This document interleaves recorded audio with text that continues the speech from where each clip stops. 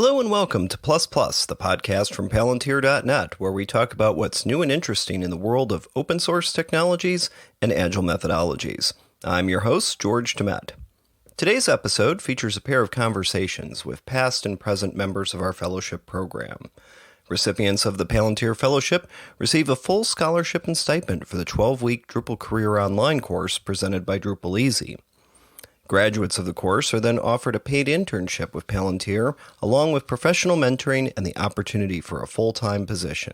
First, you'll hear from Corey Nesland, who interviewed a number of past fellowship recipients earlier this year.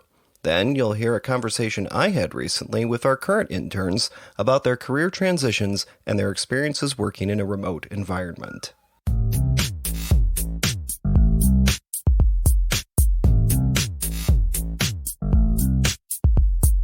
Hi, everyone. Today, we're going to meet with some of our fellow Palantiri to talk about and give an overview of the fellowship and the internship here at Palantir.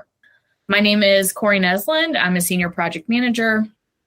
I am Audra Kessie, the employee experience manager, and I'm also the kind of internship coordinator. I'm Travis Portia. I am a front-end developer. Hi, I'm Yang Turner. I went through Drupal Career Online Spring 2022 internship program with Palantir. I'm now current front-end developer at Palantir. My name is Tessa Bauer. I am a back-end engineer. So I am the moderator today, and we have a couple of prepared questions. So the first one is, what's the most valuable thing that you learned in the DrupalEasy course and that you are now applying at Palantir? For me, basically everything I learned at the DrupalEasy course, because I didn't know anything about Drupal going into it. I knew a couple of things as far as general programming language and internet websites, but as a whole, I didn't know anything about Drupal. So the entire class was fresh knowledge for me. I was brand new to Drupal, brand new to development. So definitely learning Drupal best practices, learning what it means to have like a great machine. Because when I first took the class, I was using a really, really old, outdated computer system. So yeah, but just learning kind of the foundations, learning the command line is a huge help. And just learning how to navigate through, the complete Drupal process. I was in the same situation with others, basically with zero knowledge of Drupal, but with a little bit experience with coding like web stuff. So for me, it's like understanding the local DDEV environment and the setting up and all the fundamental knowledges of Drupal, also with all the modern development workflow with all the DevOps tools. All this stuff was learning from the DCO course. I use them pretty much every day at work every day now. So the next question is, what do you wish you knew before you joined Palantir? So for me, I feel like object-oriented programming, a better understanding of that going in would have been more helpful for me. I didn't really have any type of background in programming, so object-oriented is a whole new thing, but PHP, which is the base for Drupal, uses that a lot. And then also Twig is a thing. All right. And as our newest fellows who have transitioned in, Yang and Travis, how was the transition to a fully remote working environment? Great. I'll elaborate. Yeah, it's awesome. It allows you to kind of just focus on the work. You know how you work. You get to know a lot about yourself and how you're able to self-motivate. That was the biggest thing for me, working remotely without being in an office physically around folks who are doing the same thing you're doing. It's like you have to set your own work schedule. You have to organize your life, in a way that keeps you focused, keeps you on top of your tasks, because you don't have, you're not in an environment where, somebody else is really checking up on you constantly. So you have to strengthen that muscle of self-organization and self-motivation. So that's the biggest thing that I had to adjust to, working remotely. But it's great. I feel like I'm better for it. For me, the whole onboarding process is very wonderful. So the whole process you get set up, it provides great resources and great learning opportunities. Also, the more I get into with Palantir's, culture was like transparent, abundance, and collective. All this, it makes the process easier to adjust. So basically, I feel I'm learning from everybody. I have all the support I need, all the great resources I have. So it's like with remote, I don't feel like holding me back anything. I feel like this whole process very smooth and effective for me. I enjoyed it. So for everyone, what piece of advice would you give to potential recipients of the Palantir Fellowship? Do not be intimidated by what you don't know. I had zero dev experience. I had a little program experience, but not that much. So it's quite intimidating when you're learning. It's like learning a brand new language as somebody has dropped you off in that country. It's like you kind of just have to go for it and ask as many questions as you feel like you need. Palantir, as Young said, is a very open, transparent group of people who are always willing to help. I feel like the culture that the company has created is like that of nourishing your talent. So live in that, and this is a practice, something that I have to tell myself every day. Like, it's okay not to know what you don't know. But this is an opportunity for you to learn. So don't be intimidated by the newness of the situation. Just go into it with an open mind and heart and ask 3 million questions a day. That's the only way you're going to learn and get better. It's okay to not know everything. It's okay to not have answers, because even some of the most experienced people in Drupal don't know it all. They still go to Google and have to be like, does this string of words give me the answer I want? What about this string? The big mistake you can make is to pretend you know the answer. Don't do that. The other thing is to just reach out often and communicate that you don't know, because not communicating with people that you need help or that you don't know something is going to be probably the largest hindrance that you will find as a whole, because you can't learn if you don't admit that you need to learn something. So I want to give a big plus to Tessa right now, because everything that she just said is exactly like a perfect representation of Palantir culture. So plus Tessa. This is a tough spot right now, okay? You guys said everything. I was on top of say with Tessa, I was like, yeah, become a very good friend with Google. And she said, I literally have to Google a lot with the Stack Flow.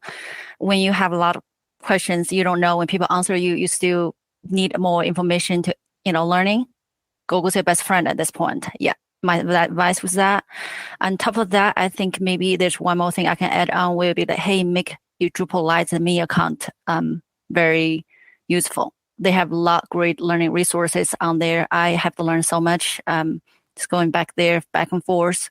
Since we have company provide this content, make sure the resource is useful, utilize it very well.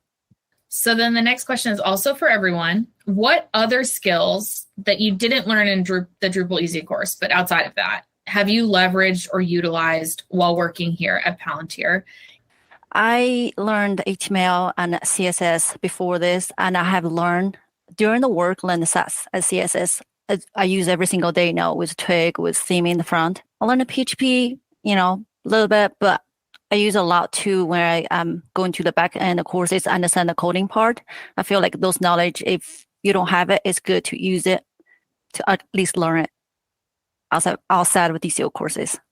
So in a non-technical thing I've learned is just how to work in an agile work environment.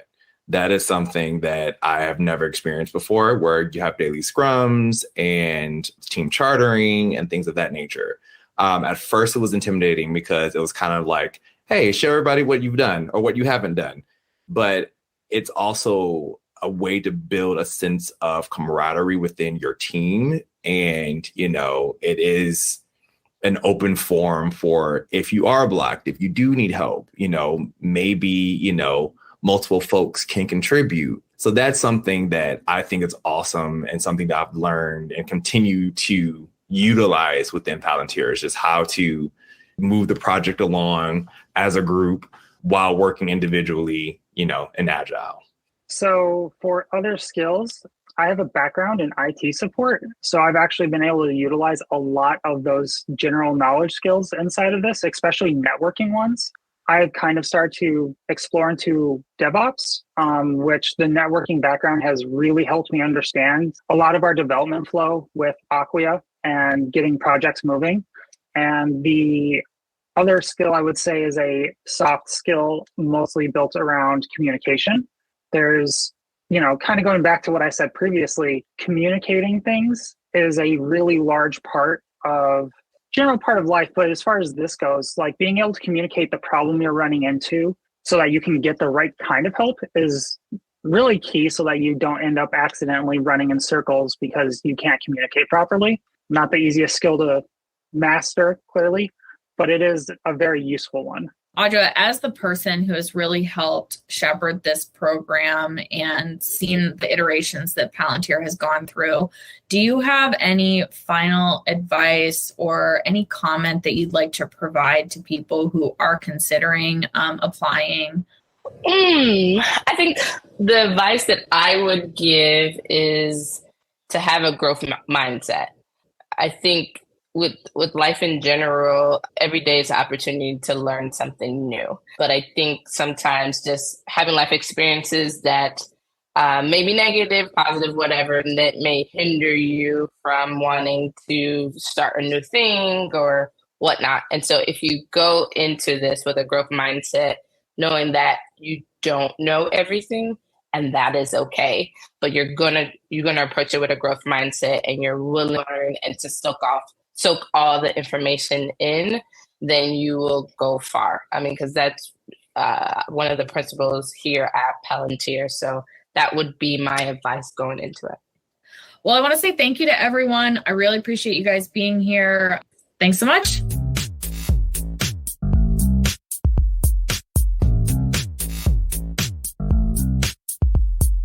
Today, I'd like to catch up with two of Palantir's newest interns, Sarah Wiley and Christine Kitchens.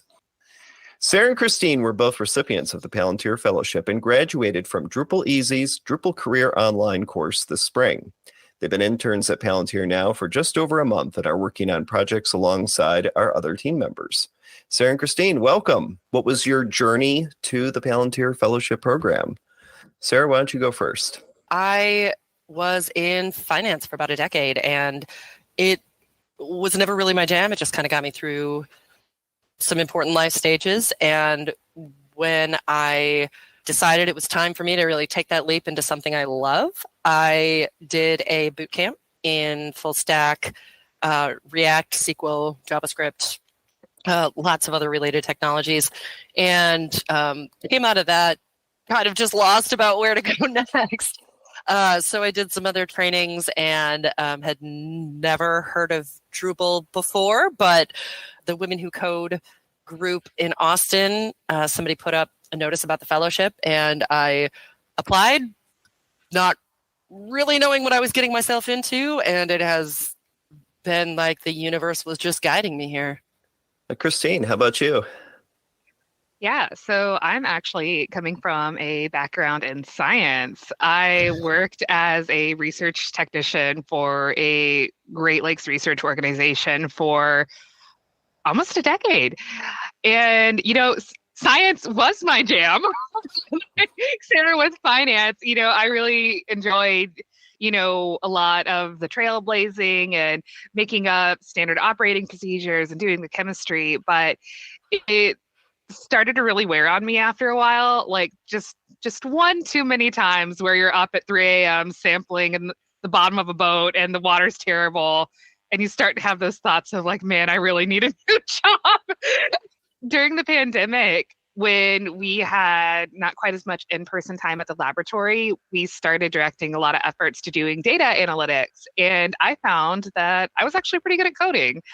I had a head for it, and my partner, who was already in the IT field, told me, you need to go do this because your life will be so much better. So I went and I did a boot camp as well. And I did some prowling around trying to get in some places. And my very good friend Tessa, who is a fellow Palantir, gave me a nudge and said, hey, BT Dubs, there is this thing at my job that you should check out. And now here I am. That's awesome. I have so many questions about lakes and testing water and things like that, but we can do that in a future episode. Yeah. So I'm curious what some of the most valuable things were that you learned in the DrupalEasy course. I think basically just being introduced to what Drupal is and how it works, because when you take somebody who's learned coding languages and then you're like, Drupal includes the full stack. You can choose what you want to specialize, or you can, do a little bit of everything. And the concept of that is just kind of mind-boggling when you're first introduced to it, because, coding is coding. You code the back end, or you code the front end, or you code the full stack, but you don't do the whole thing in one. And so Drupal's kind of cool that way.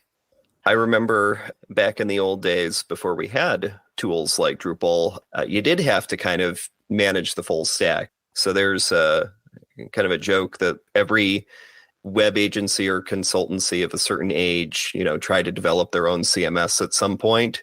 We did. And then we were very grateful when Drupal came along, and we realized it was far better than anything we could do ourselves. How about you, Christine? Honestly, I'm kind of coming from a similar place as Sarah, because again, a lot of my programming experience and background was in data analytics, which is kind of a different ballgame. I can make a dashboard like nobody. It can be hot stuff, but I had, up until Tessa was giving me this nudge about this program, I had never even heard of Drupal, not one bit. And I had some experience dealing with websites because I don't know how to not be busy. And so I've worked on websites for some organizations I'm in my personal time.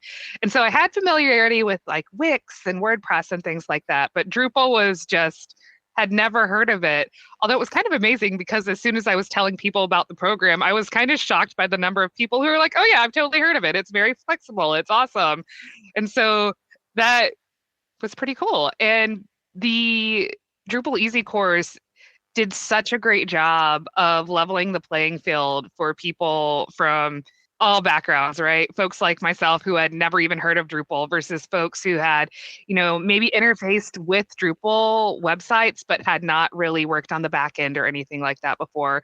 So I think some of the most valuable things I learned was just how to even spin up a Drupal site.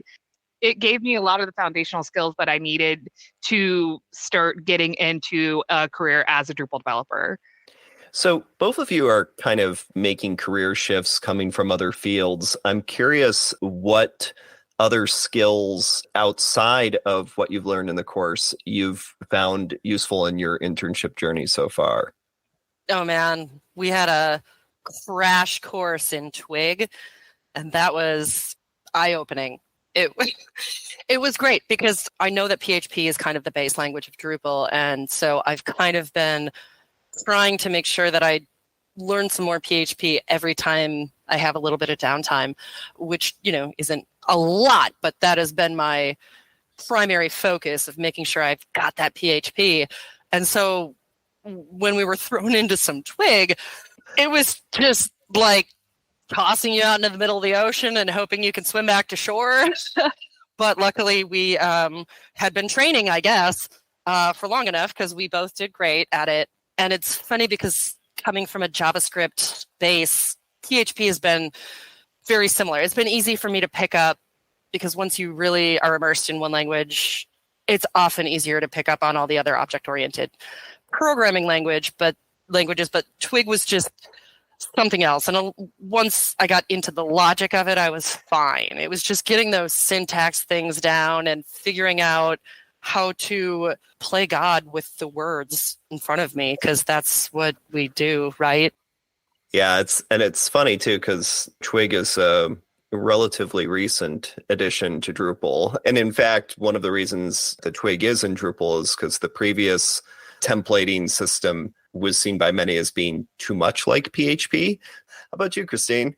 I think for me, actually taking a step back from the coding itself, one of the almost critical skills that I've found have been helpful in keeping things straight during this internship has actually been time management tools, maybe. I'm like trying to find the right word here. So you know how like you got your computer set up and you can do all kinds of, yeah, I have found the organizational tools have been extremely valuable because this is a fully remote job, right? And it's been interesting kind of trying to find the best ways to keep up with getting notifications from Slack, getting Google Calendar notifications, getting notifications when you've had changes to a GitHub repo, getting notifications when you've had a Jira ticket changed, because the job that I was previously in was I guess to put it gently, was a bit of a cluster when it came to organizing tasks and things like that. It was a lot of grabbing somebody in the hallway and saying, hey, did somebody take care of this? Like, what's going on? And so integrating my Google Calendar into my Slack so that icons pop up next to my screen so that people can see when I'm in meetings and when I'm not, and finding ways to integrate Jira and GitHub into my Slack so that I can manage all these different tools that we use to do our job, I think have been critical to me being able to get anything done, because otherwise I think it could be very challenging to keep tabs on all of these changes that are happening in all of these different places. For sure. And it was actually one of the things I also want to ask you both about, what experience you've had or not working in a fully remote working environment. And if that's not something you've had experience with, like what was it like to manage that transition? For me, the first big kid job that I had was running the entire outreach program for the Milwaukee Public Library. And, I took over this huge job that nobody was there to hand off and say, like, here's the template. They were more like, figure it out. Good luck to you. And they followed up with, we don't have an office for you or anywhere for you to work, but you're welcome to sit on the floor here with your computer anytime you'd like. And so my introduction to the big kid work world was remote. And I learned quickly how to balance being a young person without a dedicated space, carving out that space to be able to work and get things done, and making sure that my brain was processing things in a very organized manner to be able to meet everything, every expectation, every goal that I needed to meet, and having whatever tools at my disposal I needed to make that happen, whether it be checking off lists, calendars, spreadsheets of whatever I needed to do to stay on top of everything. And so it's I transitioned from that role into the finance role, where there was a big, huge tower in downtown Chicago where I worked. And on the first day, my boss was like, you know what, if it's ever snowing, just don't come in. If it's, raining a little bit, just don't come in. You got a laptop, you're fine. And it was a lot of, well, just keep on continuing with polishing these remote work skills, because that's what I did for most of my career. And I'm pretty good at it by now. And actually really great that you had that flexibility at your previous position, because I know a lot of places, they insist that folks come in and have the FaceTime and everything. So Christine, you talked a little bit about just kind of getting used to the organizational aspect of remote work. Are there other things that you've had to learn or as part of the transition? Oh yeah, for sure. So I think probably one of the more challenging things I've had to deal with being in this fully remote position is the fact that all of my work tasks feel very cerebral, which I know sounds like a weird word, but so for example, when I was working in my position as a research specialist, if I had days where my brain just had zero interest in trying to do any sort of complex work, there were tasks that I could do. I could go into the laboratory, I could do dishes, I could organize samples, I could run. So like all of this stuff where you can kind of throw yourself on autopilot and, still be productive. I think I don't want to say it's been a complete challenge because in a weird way, the pandemic gave me a leg up because so many of us were forced to start working from home at that point that it did give me the space to cultivate those skills a little bit. But I think that's the thing I still currently struggle with right now is when you have those days where your brain just does not want to work and you're firing on half cylinders, is finding ways to be productive so that you're not just sitting and staring at your screen and running in circles and not getting anything done. And so I'm still working on that a little bit, is figuring out what are kind of less brain intensive menial tasks that can be done when your brain just isn't all the way there.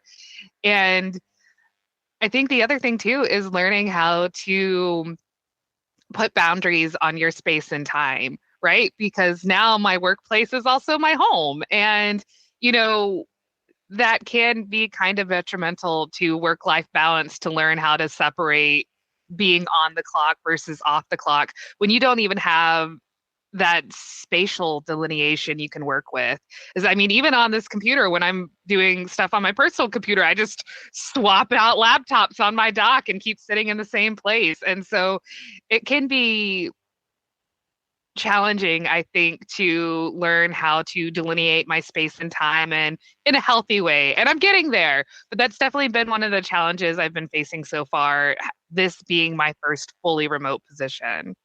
Yeah, for sure. And I think it's something all of us face, right? And sometimes I think it's really important. You just got to take a break from the screen, go and do the dishes or have a meal or whatever it is, but not finding yourself be constantly in one place for 18 hours or whatever. And everyone deals with it differently. I know folks who are like, no, I must have this very clear delineation between I'm at work and now I'm not at work. And then there are other folks who find other ways to sort of integrate it. They might set aside some time to do some work tasks, even if it isn't part of work hours, right? Just because they're dealing with other things during work hours. So yeah, it's all about finding the way that works for you, I guess, right? So my next question, I'm curious for both of you, what has surprised you most about your time at Palantir so far? I immediately know my answer to that one. It's the culture. When you were talking about remote work and how a lot of employers just don't get it, don't buy into that, especially pre-pandemic, I had that. When I moved down to Austin, I was still working finance, just different employer. And I had to tell that employer that, sorry, I'm going to work from home sometimes because that's just how I am more productive. And that is where I get the most focus, the most done. And then coming into Palantir, it was, our first meeting with you was just I remember your exact words were, isn't it strange that companies don't treat people like adults when we're all grown-ups doing jobs, or, adults. I don't know if I'm grown up yet, but we're all adults doing jobs, and that's how we should be treated. And people really genuinely respect each other here and strive to get along instead of just putting on facades. And that's refreshing coming out of a very Caucasian, very masculine, very businessy setting. We do spend so much time outside of our jobs, adulting, as it were. It still boggles my mind that just because you're at your job that you're being paid for, suddenly you're less responsible. I don't get it. How about you, Christine? What surprised you most so far? Oh, definitely how social you all are with each other. Honestly, it's a delight because, again, coming from my previous job, where sometimes it kind of felt like a workers in the mine situation because we would be so overstretched and overburdened with various projects and tasks because we were a grant funded agency. So there was kind of this really strong impetus to be constantly working all the time, working on papers, working on lab stuff. It felt like people really didn't spend a lot of work time just being social with each other, like that water cooler talk. And that used to really dishearten me because I'm very much I don't know if I want to say casual, that doesn't sound quite gregarious. I like talking to people, right? I like talking to people. I like hearing about what's going on with your life? Like, I'm terrible at small talk. I'm always like, tell me how your family life is going and stuff like that. But, people were so overworked and overburdened that it felt like trying to have any conversations that were not immediately surrounding the topic of work or the topic of how terrible work was did not happen very often. And I love how on the Slack, we have channels for pets and video games and books, and knowing that it's encouraged to talk about things that are not strictly work and that people are so engaged in it too is so nice. And it goes so far to make me feel a lot more connected to my coworkers, which was something I was kind of worried about, because I was like, well, we don't see each other. We're never in the office. How are we going to how does it feel like I'm not just talking to a chat GPT robot while I'm doing my job all the time? So that was a very wonderful surprise. It's something, again, as being a remote company, we have to work at it. We have to prioritize it because, it would be very easy to just kind of get lost, right? And, my best friend is ChatGPT. It sounds so sad. We're actually going to be talking about ChatGPT on our next episode of our podcast. So that'll be a little teaser there. Thank you. So my final question is, what piece of advice would you give to future applicants or recipients of the Palantir Fellowship? Light a fire and keep it going, because I don't imagine people don't really want this if they're going through the class, going through the internship, and not even being guaranteed a job. It's all about performance and how you display yourself, and you learn a ton, but you only get out of anything what you put into it. So keep that fire going. Strive to be learning all the time, because there is so much opportunity, but not if you don't seize it. I'm so inspired. I'm getting chills now. Thank you. What about you, Christine? Yeah, that was so inspiring. And I'm sitting here with my deadpan advice of, I really would have two pieces of advice for somebody going through this fellowship is one, for the class portion of this fellowship, if you can, save your life and get a Mac, because as the one solo person who is developing on PC for that class, there are about 20 more extra steps to do anything. And if something goes wrong, you're kind of on your own. Use all of the Slack integrations forever, because again, when we're on our computers, and especially for the portion of the job where you are actually at Palantir and you're managing projects, we have a lot of different tools we use to be successful. And the more you can channel those tools into a singular location so that it's easy for you to see when changes are made, the easier your life is going to be when you're managing things like pushes to your Git repo, comments on pull requests, changes to Jira task. It's just going to be good. Get all them integrations. Make your life better. That is the only advice I've gotten. Not the only advice. Sorry, that is the most prevalent advice I've gotten from everyone at Palantir is, oh, hey, there's a Slack integration for that if you haven't found it yet. Constantly. I was laughing, Christine, because you were saying earlier how you were so great at putting together dashboards, and it almost sounds like you've made Slack your personal dashboard. So that's pretty cool.